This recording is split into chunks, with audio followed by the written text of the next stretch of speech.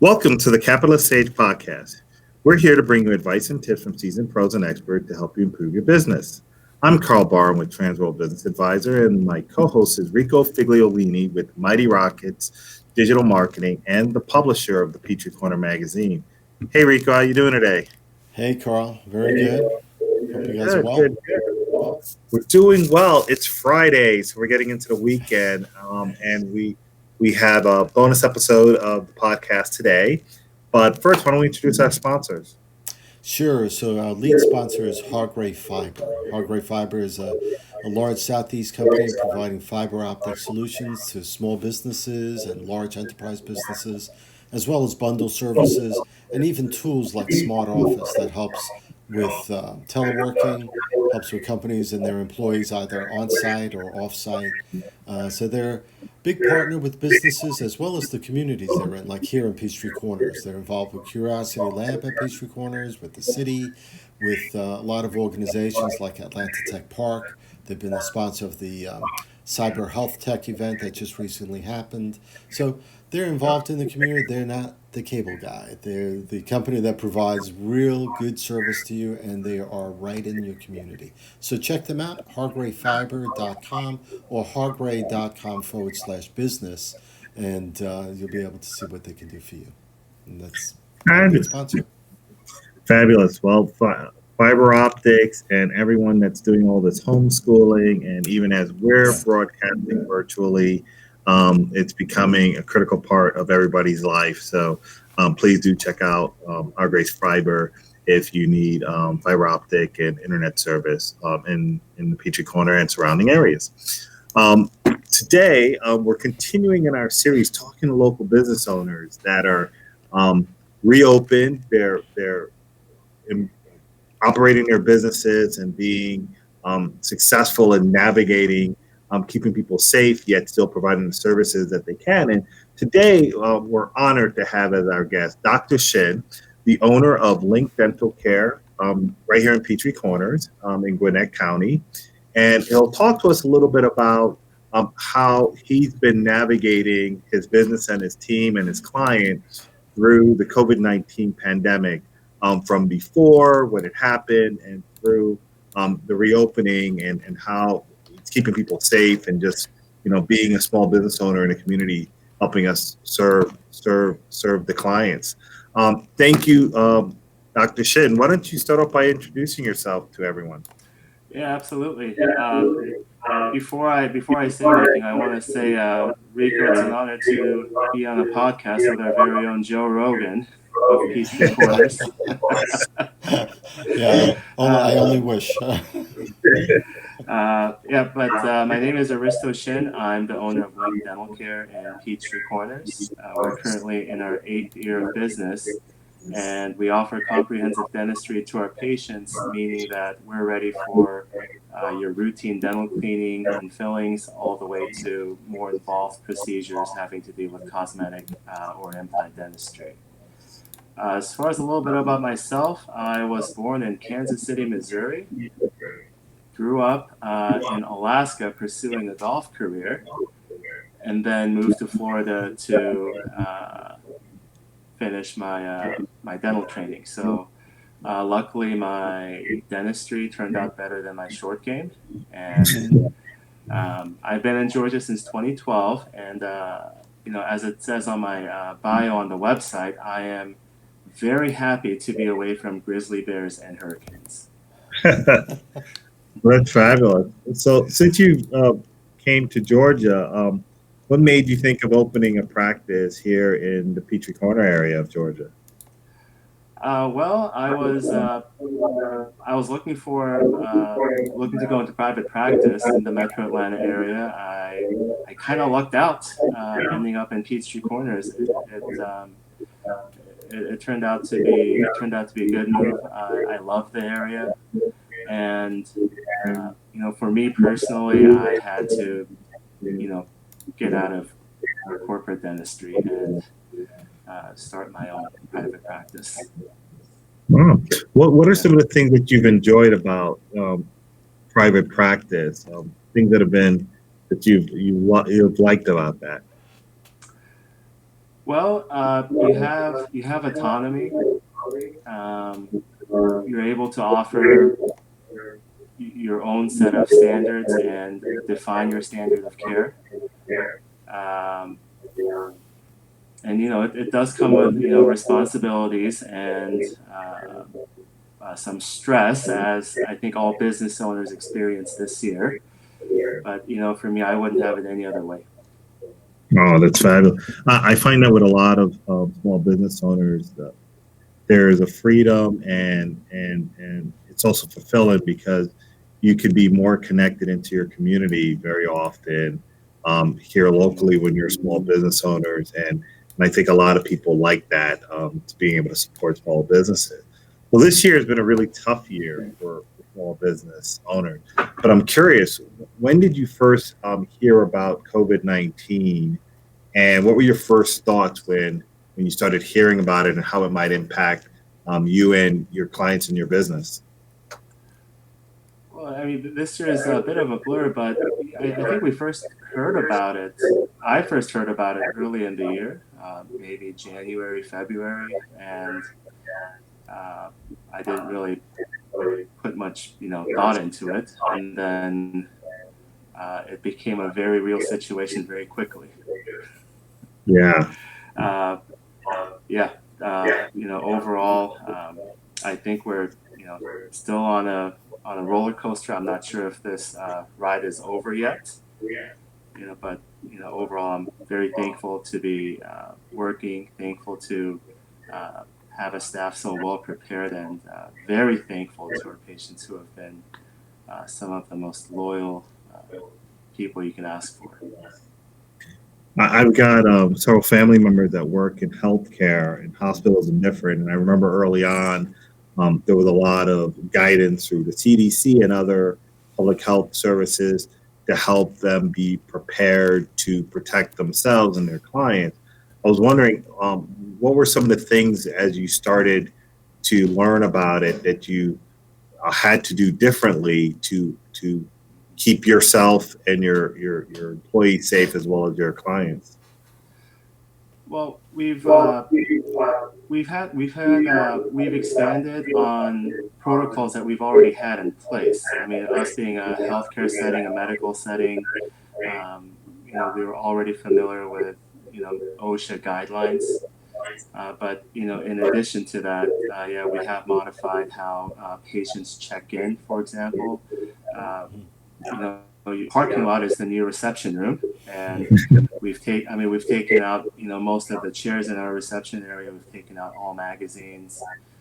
We've taken temperatures for everyone that's walked in. We have sneeze guards in the reception area. We have I forget how many air purifiers we've installed, but we've installed a bunch of them. Um, we've been monitoring how many people are in the practice at one time. So we've set a cap on maximum capacity. We've installed high-speed suction systems and all additional high-speed suction systems in all operatories. Uh, Disinfectants all over the place, and obviously the PPE that everyone's talking about. We lucked out a little bit with PPE, so I Mhm. think I'm pretty sure I left out a few items, but that's yeah, it's been that's what's been happening. As just for transparency's sake, I am a patient of Dr. Shyn's. Just recent, although my family has been going to Dr. Shyn for a little while. So I can attest to some of the things that Dr. Shyn is saying. So I walk in, I have to call, before I even come in, I get temperature checked.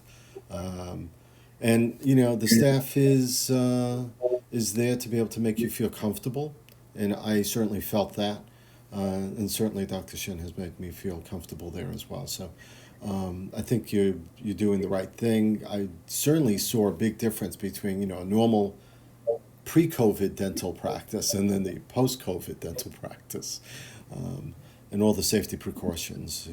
So the air purifiers were the biggest thing that stood out to me, along with the N95s and the other stuff that everyone has to wear in the medical profession. So I'm curious about some of the challenges that you face besides having to implement more safety procedures. What about for clients' behaviors, communication? What have been some of the challenges getting people comfortable with rescheduling their appointments and starting to meet probably what you might have experienced some pent up demand? Sure. Well, we had, I think we had two phases of challenges. The first one was during the actual, we were shut down for almost 2 months. That we had that phase, and then we had the challenge of, yeah, getting everyone caught up and, scheduled after we reopened. So, I mean, during the shutdown phase, um, you know, I was really focused on what's going to happen with my staff, my existing patients, and how we're going to deal with dental emergencies. And we always kept the phone lines open, even during the shutdown. I kept in touch with my staff. We kept in touch with our patients, whether that was over the phones or through emails. And I think we did pretty good accommodating dental emergencies during that phase. It wasn't easy, but we don't take dental emergencies lightly. And another thing that I did during the shutdown was I actually did virtual and telephone consultations for anyone who had a dental emergency or dental question, and I even gave out my contact information to the Norcross Cooperative Ministry and even our local church. So that was a pretty cool thing, and we didn't take a penny for that, obviously. I mean, after reopening, you know, we expanded hours. We expanded staff. We expanded hours, and now we've been pretty much as busy as ever. Gotcha. I'm curious. Sometimes when you go through something like that, and most people have never experienced an event like this, but you do the best you can with the information and the resources provided you, both local level, government level, etc.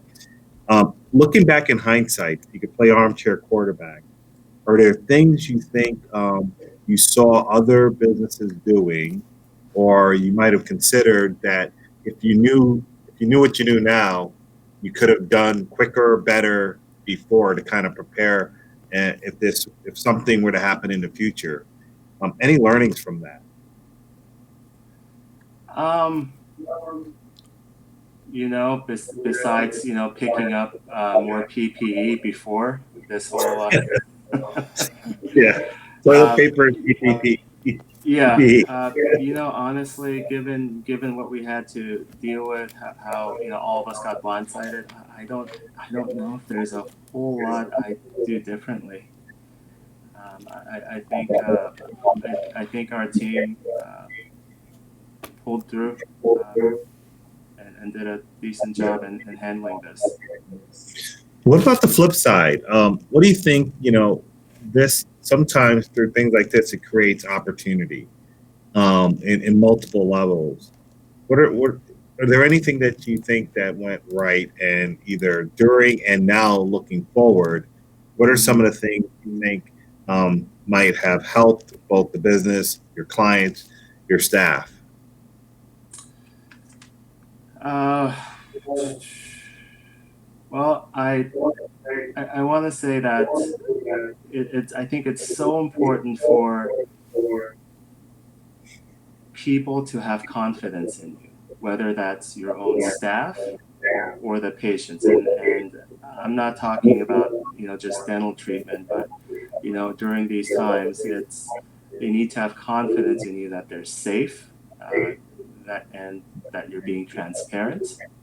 And I mean, a lot of these can apply, I think, to us, not just during this period, but during all times. But right now, I think it's more important than ever. And people having trust and confidence in me, it's not a responsibility that I take lightly.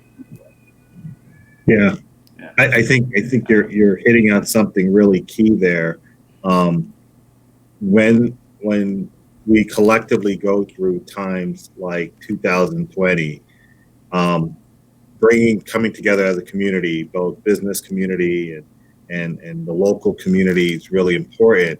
And it's time like that where you could actually build more trust because people need each other and people are trying to find ways to help. And I've been so impressed what the local community has done.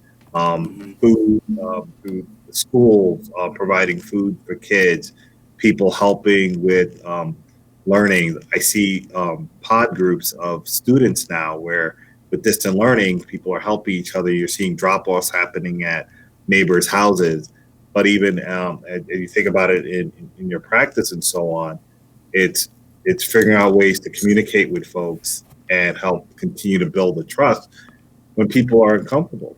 I'm curious, Mm-hmm. if somebody was really still uncomfortable with going to get health care, dental or others, any advice you have for people that might at home still be really comfortable? They may feel that they're more vulnerable than others. Is there any advice you can give to those folks? And as far as that they're trying to make that decision on seeking help and care and doing some of the things like going to their dentist, eye doctor, etc. It's. I mean, the data is all over the place right now, and I don't think anyone really has a firm grasp on how transmissible this is and what the do's and don'ts are. Um, but I mean, I can speak. You know, wear a mask, have hand sanitizer on you, and I can speak for our office and that I mean we've taken every reasonable, feasible option there is in order to uh, make sure you're safe inside the office. So um, yeah, that's all I have. Yeah, I think you're hitting, reminding people of that, social distance when they can, wear masks. I recently saw something where it talked about the transmission rate when both people are wearing masks, Mm-hmm. um, drops down to single digits, 2, 3, 4, 5%, versus both people not wearing masks.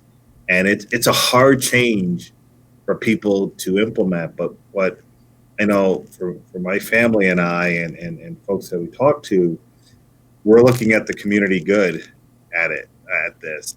And the sooner we can get the transmission rate down and whatever tactics it takes, the mask, the social distancing, the hygiene, to do that allows people that may not be comfortable to go back and see their dentist and kids to go back to school and people to continue to live their lives and support local businesses. And so we're we're in a challenging environment because I know everyone isn't on the same page with that. But um, it's been shown as people started implementing that you can continue to get back into normalized activity. Sure, it's awkward because you may have to wear a mask more Mm. than you like to, but I think it's so important that we try to protect folks like yourself and your staff by doing what we can as a community to lower the transmission rate so you could do and serve your clients as well as we can. So that's Sure. that's always that's always something that's good to remind people of. Yeah. Long story short, we're going overboard until this thing is completely cleared out. So that keeps things simple. It's interesting because Yeah. especially in your profession versus any other, right? Pizza place that delivers pizza, you do the curbside pickup, whole different animal than even than even a doctor's office, a physician that's where both patients are wearing masks unless it's a temperature check, an oral temperature check, I guess. Hmm. In your place, you have to feel comfortable, a patient, with opening their mouth while they're sitting on that chair to be able to do that. you know. Sure, sure. So, and I had that. I've tried to do dentistry with a mask on it. It's when the patient has their mask on, it doesn't work out too well. Yes, but That we thankful need that you. technological innovation, right? Yes, I'm thankful that you guys go overboard, though. Yeah, So, I'm good, but not that good. um, so, um, go ahead, okay, go ahead, Carl. Rico. Now, just curious about your thoughts on the future of dentistry. If you're thinking into the future, this will pass at some point.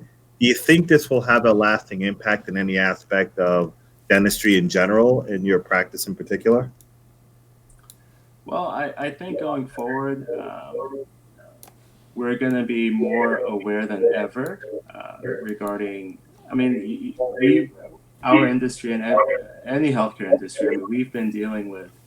I mean, the common flu, HIV, TB. So, this is another virus that we're dealing with. But I think after this phase, most, if not all, dental practices are going to be uh, safer and more aware of safety guidelines than ever before. Yeah. So I think that's going to be at least one positive effect from this year. Let me ask you. You just brought up a good point. I was at a physician's office a few weeks ago.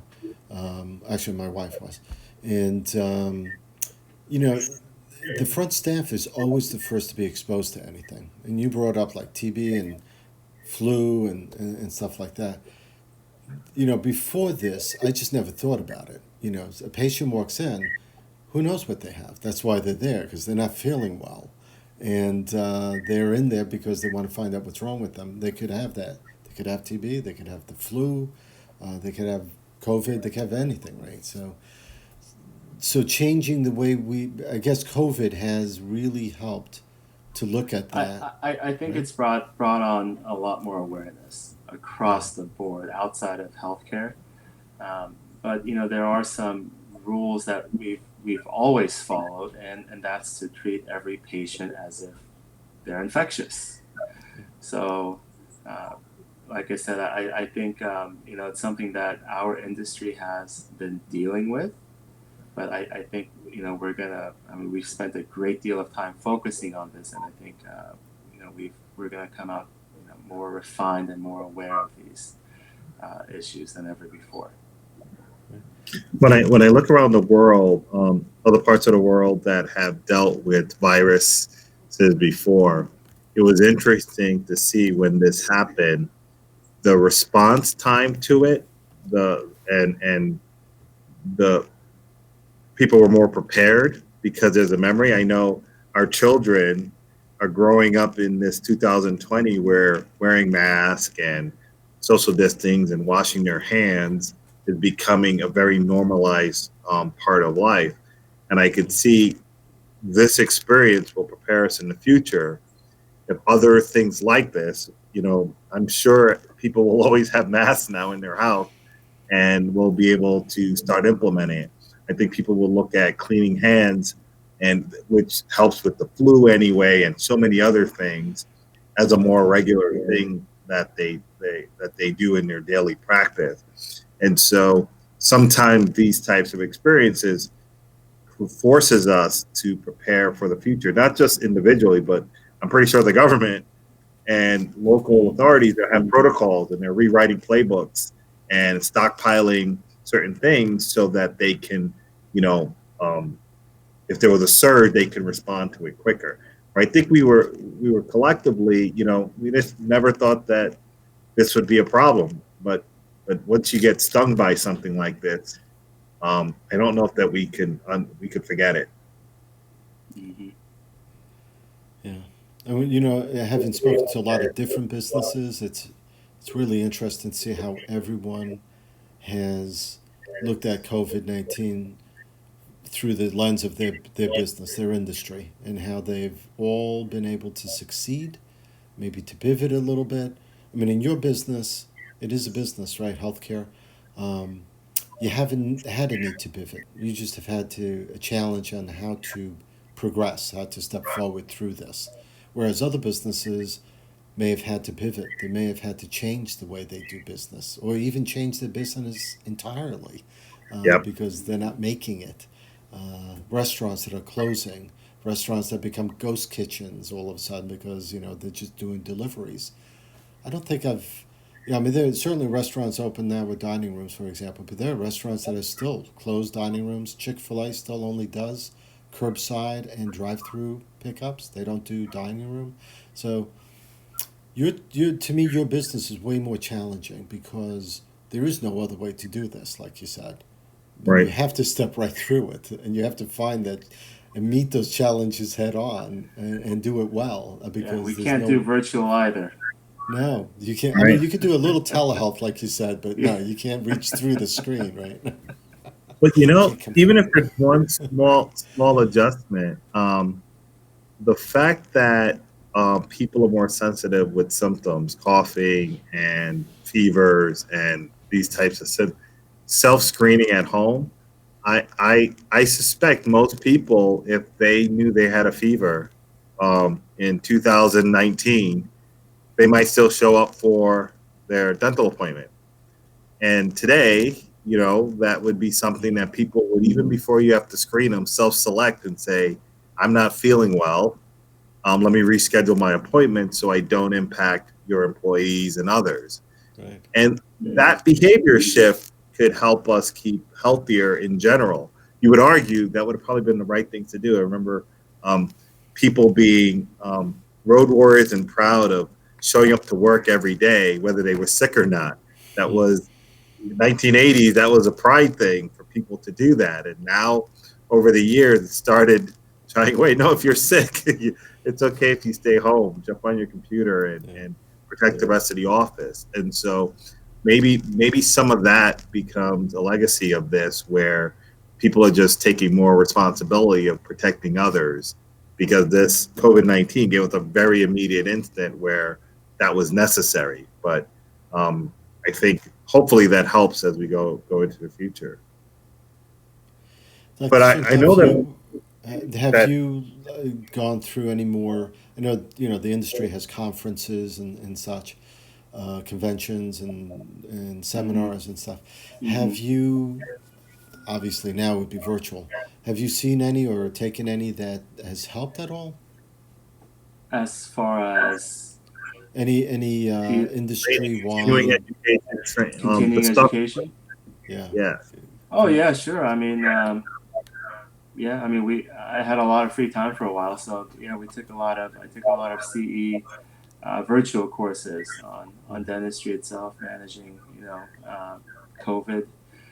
But I mean, we're constantly getting bombarded with information from the CDC, World Health Organization, American Dental Association, Georgia Dental Association. So, we're keeping up with those guidelines on a regular basis.